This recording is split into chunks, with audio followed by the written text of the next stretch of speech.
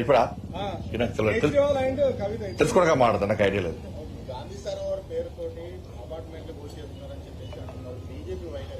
ఇప్పుడు ఇప్పుడే కదా అదే కూర్చొని కామన్ కడితే ఇప్పుడు నాకు కాంగ్రెస్ కడతానికి ఫోన్ చేసి చెప్పాను. ఆ ప్రశ్న అడుగుతుంది ఎక్కడైనా కాంగ్రెస్ వాళ్ళు కట్టిరంటే ప్రశ్న అడుగుతుంది సమాధానం చెప్తాను. నేను కూర్చుని కామన్ అయిపోయింది, రొటీన్ ఇంకా కూర్చుని కామన్ అయిపోయింది ప్రభుత్వానికి.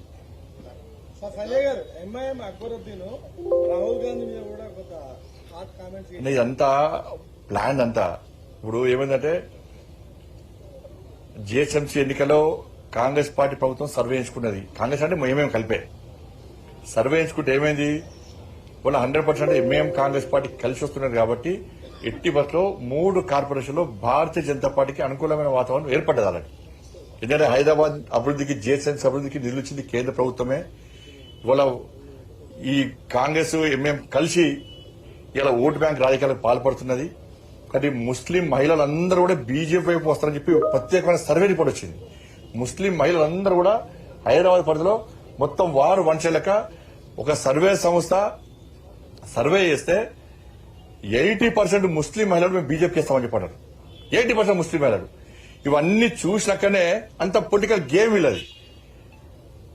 ఏంటంటే ఇప్పుడు నేను కాంగ్రెస్ తిట్టడం ఎంఏఎం పార్టీ ఏంటంటే కాంగ్రెస్ కు మాకు ఏం సంబంధం లేదు అని చెప్పి చెప్పించుకునే ప్రయత్నం, ఇద్దరు కలిసి మాట్లాడుకునే ప్రయత్నం. ఇప్పుడు మొన్న నేనేమంటున్నా అంటే నిన్నగాక మొన్నటిదాకా ఎంఐఎం పార్టీ కాంగ్రెస్ కలిసి మున్సిపల్ కార్పొరేషన్ లో ఉన్నారు. ఈ 5 రోజులు ఏం జరిగిందే మీకు? 5 వారం రోజులే. ఈ వారం రోజుల మీ ఇద్దరి మధ్య ఎందుకు వచ్చింది సమస్య? ఎక్కడ వచ్చింది? పైసల కాడ వచ్చిందా?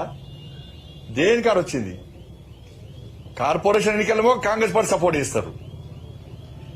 ఎన్నికలు కాగానే ఇప్పుడు భాగ్యనగర్లో మొత్తం జిహెచ్ఎంసీ కార్పొరేషన్ ఎన్నికల్లో బీజేపీకి అనుకూలమైన వాతావరణం ఉందని చెప్పి ఇది లోపల ఇద్దరు మాట్లాడుకుని ఇంకా ఏం చెబుతారు, ఇంకా గట్టి చెబుతారు. ఇంకా రేపటి నుంచి మీ మాయమాటలు, మీ డ్రామాలు ఎవ్వరు నమ్మరు.